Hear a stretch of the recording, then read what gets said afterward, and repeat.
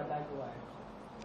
ये एक किस्म से एक टेररिस्ट अटैक है मस्जिद के ऊपर, और 6 दिसंबर कंटिन्यू हो रहा है, और वहां पर शिंदे और फडणवीस की बीजेपी की सरकार है, और उस सरकार की वजह से ये सब हमले मस्जिदों पर किए जा रहे हैं।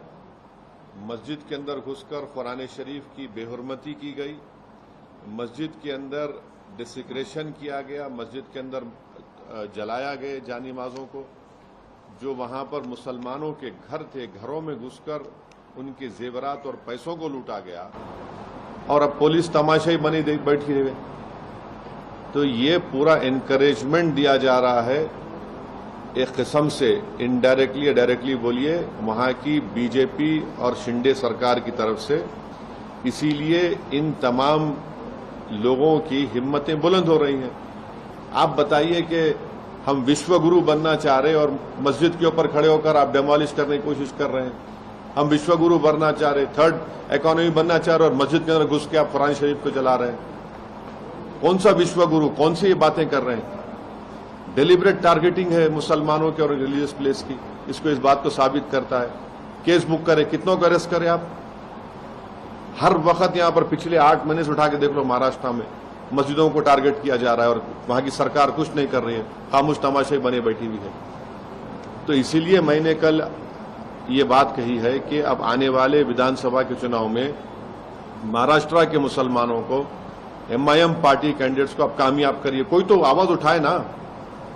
वो जो पार्टीज बोल रहे थे मॉरल विक्ट्री, अब तो मुंह से निकल रहा भी नहीं इस हमले के बारे में उनके मुंह से। कल विशालगढ़ के अंदर जो हुआ है कोल्हापुर में, मुसलमानों के घरों में घुस कर मारा गया।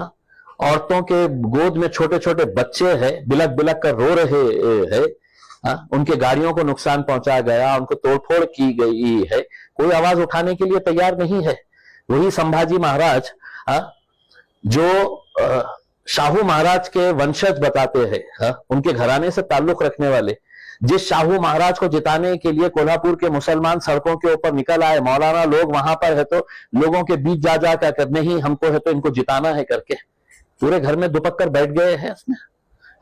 हसन मुशर्रफ साहब गोदड़ी ओढ़कर कहां गायब हो गए हैं पता नहीं चल रहा है।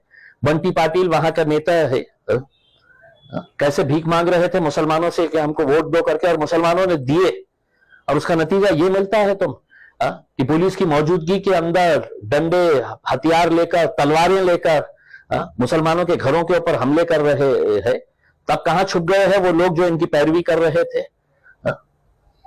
अगर शाहू महाराज अगर दिल्ली तक पहुंचे हैं तो उसमें मुसलमानों का योगदान है या नहीं है, ये उन्होंने पूछना चाहिए, बोलना चाहिए हमारे को, या बोल दीजिएगा खुले तौर के ऊपर नहीं मुसलमानों ने नहीं दिया है करके हमको।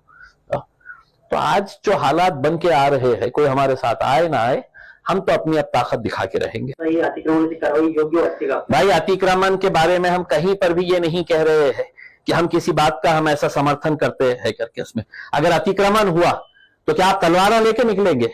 क्या इस मुल्क के अंदर, राज्य के अंदर कोई जंगल राज चल रहा है कि तुम तलवारा लेकर है तो मुसलमानों के घरों में घुस जाएंगे? 4 किलोमीटर दूर एक गांव जहां पर कोई अतिक्रमण का मामला नहीं, सिर्फ मुसलमानों के घरों के ऊपर हरा झंडा देखिए, और वहां पे घरों में घुसकर है तो गाड़ियों को जलाया गया, घरों में घुसकर तोड़फोड़ की गई।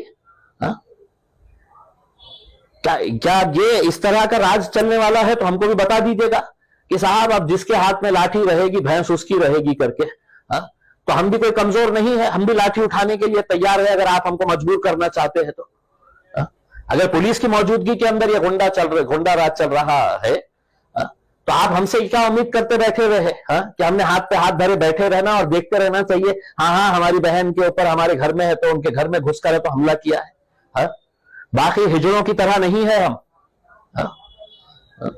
हम भी है तो सरकार को, हुकूमत को, पुलिस को ये साफ तरीके से बताना चाह रहे हैं। अगर आप चाहते हैं कि हथियार हमने भी उठाना चाहिए करके, तो हमारे में भी उतनी ताकत है, हम उठा सकते हैं।